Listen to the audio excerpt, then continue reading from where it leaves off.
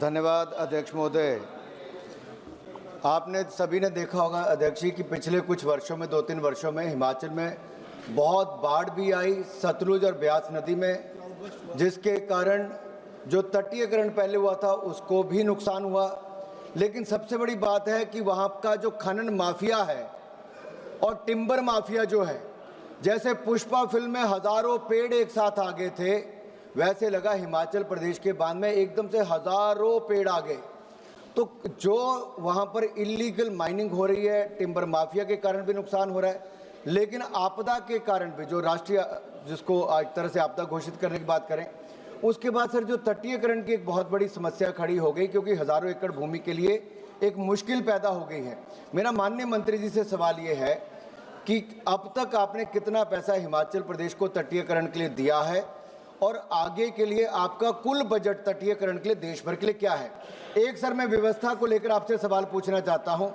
देश भर में एक मिनट, माननीय सदस्य मुझसे सवाल नहीं पूछ सकते। नहीं सर, आपसे आग्रह करने वाला, आग्रह कर सकते हो, आपसे आग्रह कर सर भी ढंग से बिल्कुल सर, हाथ जोड़ के आपसे पूछ सर सदन की जानकारी के लिए है सर,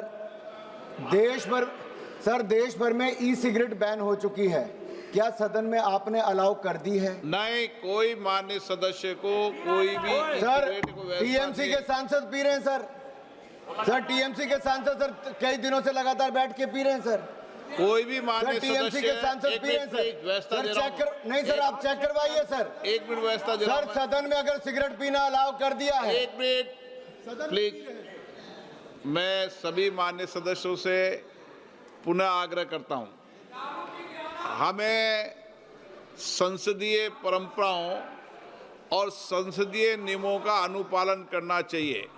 कोई भी माननीय सदस्य कभी भी ऐसा कोई विषय मेरे पास आएगा तो निश्चित रूप से इस पर मैं निश्चित रूप से कार्रवाई करेंगे। ओके नो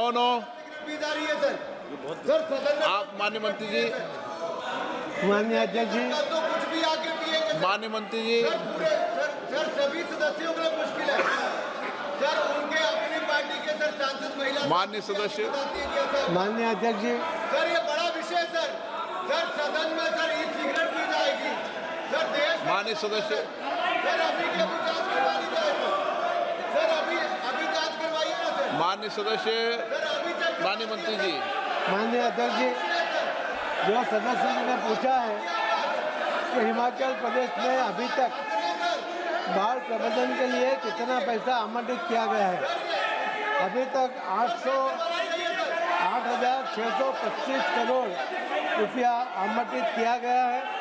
नैसर्गिक और प्राकृतिक आपदा अगर फ्लड जोन शुरू किया जाता है तो उसके ऊपर भी व्यवस्था बनाई जा सकती है। धन्यवाद।